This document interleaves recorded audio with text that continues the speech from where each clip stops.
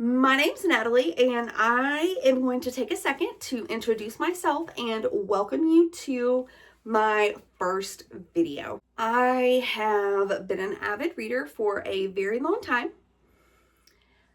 In the last several years, that passion has kind of been reinvigorated, and I want to share that. I want to talk all things books. I want to talk recommendations, reviews, see what you're reading. I'll share what I'm reading. And we are just going to go on those journeys together and just delve into all of those worlds together. And we're going to have a good time doing it. I don't care if you are a person, I don't read an astronomical number of books in a year. My personal goal is 15 for 2026. And I don't care if you've read 992, 879, 271. I don't care. You saw something lying on a shelf or on a table, the ground, a dumpster, and you picked it up and you read it. You absorbed the content and hopefully you took something from it. And that is the joy of books. And hopefully these discussions will maybe reinvigorate that passion and possibly maybe land you in the parking lot of your local bookstore. So the first book we're going to talk about, I have a 5-star rating scale, and I read 4 books in the month of January, and I'm going to talk about them in descending order, coming in 4th place with a rating of 3.5. And I am a very, very harsh critic, and I'm going to tell you my thoughts about it. So the first book that we're going to talk about, my number 4 rank with a 3.5 rating would be, my number 4 pick is Legends and Lattes by Travis Baldree. She is an orc who has basically hung up her Dungeons and Dragons hat. She is done adventuring. She doesn't want that life anymore. She doesn't know her. What she wants to do is just be left alone and serve lattes and run a coffee shop. She has not ran from her past, but I think it definitely catches up with her, and I think that's the biggest takeaway from this book. I listened to this on audio on a road trip, so I listened to it from start to finish in one fell swoop, which is kind of why it really tested my attention span. Not that it wasn't good, not that I didn't enjoy the story, not that it was hard to follow. I was just struggling because I was in a car for a very long time. That was what kind of took away from it from me. But it's still a good time. Sometimes you just want to have a fun story, and not everything has to be so serious. You're here for a good time, not a long time. And this is a good time, and this is a part of a series of 3. Right now there are 3 books out in this series by this author, and the author actually does narrate the audiobook. I would recommend this if you like fantasy. It literally says on here it's low stakes. It's not, I don't want to say boring, but it's just a good time. I did enjoy this, but it is my 4th pick, my lowest pick of the 4 that I have read this month. For no other reason than what I read the rest of the month. All right. And coming in at number 3 for the reading roundup of the month of January, we have Dragonfly in Amber by Diana Gabaldon. It is the 2nd book in the Outlander series. This is nothing new. It's not a new series. Everybody be knowing about Outlander. I just have been doing a little tandem listen while I work, tandem watch, compare, contrast, binge a little, watch a little, binge a little. Like, I'm enjoying consuming this content that way. it allows me to follow along in a way that I just don't think I would be able to if I just sat and read this epic series. I like it. I love the fact that Claire refuses to be intimidated, no matter pretty much what scenario she's in. She's not scared of anybody. I mean, internally she's shaken, but she's not gonna let you know it. I really enjoy that the story kind of went in fast forward. It lulled.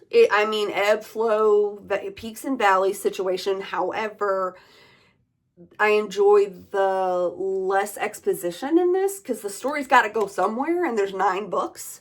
So that's the kind of situation that I'm enjoying. And I am here for a time travel story, period. So, number 3, I rated it 3.5 stars. I am a very, very, very picky reader. There you go. That was number 3. And coming in at second place for the month of January, I am apparently in a 3.5 mood because that is where I'm feeling right now. It is Alchemized by Sin-Lin Yu. I definitely enjoyed this book. You can, from the second you start it, you know the source material. You know where this comes from. However, it's not so similar that it takes you out of the content. And that part I like. It is very well written. And this character is very perceptive, and I really enjoy that in a female character. It's very dark. It is very dark. Heed the trigger warnings. If they apply to you, the story is about necromancy. It's about war. It is about magic. It's going to be dark. Those are just dark subject contents, and there's a lot of it. She a chonker.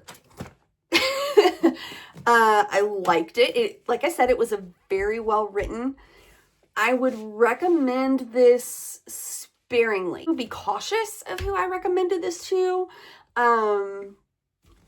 It is a good book. And are you ready?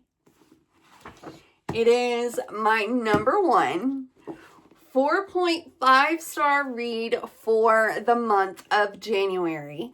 Number 1, and the only reason it's not 5 star is that I am a harsh critic. Maybe a little more sass would have got it up to 5, but here we go. You ready? It is Remarkably Bright Creatures by Shelby Van Pelt. I just loved this. It has everything you want in the human condition story: grief, loss, pain, happiness, joy, love, all of that, plus a sassy octopus. I am excited to see the film adaptation. This story has two stories that kind of go along throughout the whole thing, and when they kind of come together, it is the kind of thing that you just sit and immerse yourself and enjoy. This is another just good time book. It's a feels book, and it's like a warm hug. It's a warm hug. I would recommend this to everybody. There's something that you can get out of this, and I love it. And I read it. Okay, so for real, I need to go and discuss. I need to discuss with you my DNF. It is a popular one. I hated it. Everything about it, struggle bus. Struggle bus. Are you ready? because I'm about to show you. Here we go.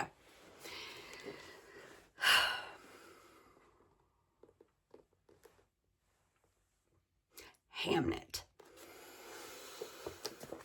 by Maggie O'Farrell. Oh, Maggie. What? I hated it. I know this is a thing. I know, like, film adaptation, I might watch it. It's probably going to be better. I just hated it. This book is 305 pages. I should not be 125, 140-ish pages in wondering what the F is going on. I blame the structure. I blame the overly descriptive words instead of 2 or 3 very good descriptive words. There's 8 or 9. I don't have time for that in a 300-page book. Get it together. Put it in a cohesive structure. I don't, what? And also, I really wish the wherefore art thou, the thee, the thou, the herefore, just all of that old language, old English verbiage, I think it would have been better. I honestly think had that just been switched, maybe in my mind I would have liked it better. It's just, it doesn't work. It doesn't work. I did not like it. I feel free. I understand it. If you do, don't hate me. Please. It really almost ruined me for the author. And this was the first book of hers that I read. I'm trying to be more open to, I read more new authors, new genres in the last several, year and a half than I ever had. I was very one lane, and now I'm opening up to that. And so when you do that, you just have to say, you're not for me. And I don't think she is. It's so bad. And there you have the January reading roundup. We have 4 books that were read. We have 4, which is Legends and Lattes, and they are ranked from 4 to 1. Legends and Lattes. We have Dragonfly and Amber, the book 2 of Outlander. We have, coming in second, we have Alchemised by Sin Lin Yu. And the first place, the bright star of January, Remarkably Bright Creatures, and this hunk of junk. Bye. So, there you have it. We have our January roundup, and I hope you liked it. Leave comments.